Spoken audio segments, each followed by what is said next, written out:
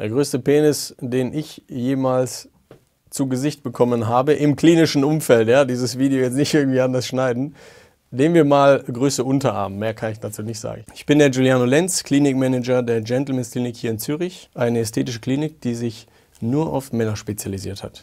In der Regel liest man ja immer von Penisvergrößerungen. Es gibt Verlängerungen und Verdickungen. Man könnte bei der Verdickung mit Eigenfett verdicken oder mit Hyaluron, Filler im Umgangssprachlichen. Bei der Verdickung mit Eigenfett ist das ein permanenteres Ergebnis.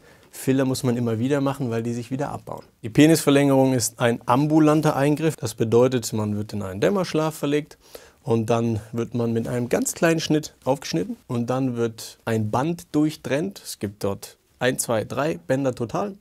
Die durchtrennt man und dann rutscht er im Idealfall etwas weiter raus. Denn Risiken können sein Gefühlsverlust, Absterbung von Haut, Durchblutungsstörungen. Wenn man das Fett irgendwo falsch hereinspritzt, dann kann es eine Thrombose geben und im schlimmsten Fall würde etwas absterben da unten. Also hier ist es wirklich wichtig, professionell beraten zu werden. Und wir betonen auch immer, gehen nur zum Facharzt für plastische und rekonstruktive Chirurgie, um irgendwelche Eingriffe durchführen zu lassen. Die Gründe, warum Männer sich für eine Verlängerung oder eine Verdickung entscheiden, sind ziemlich unterschiedlich.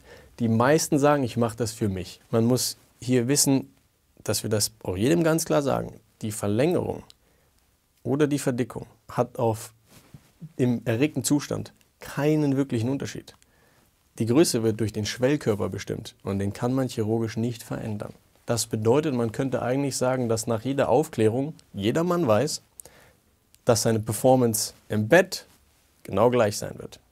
Das würde die Schlussfolgerung zulassen, dass Männer eine Penisverlängerung oder Verdickung hauptsächlich machen wegen anderen Männern, um andere Männer zu beeindrucken. In der Umkleide, beim Sport, im Verein, in der Sauna, in der Freizeit oder im FKK-Bereich.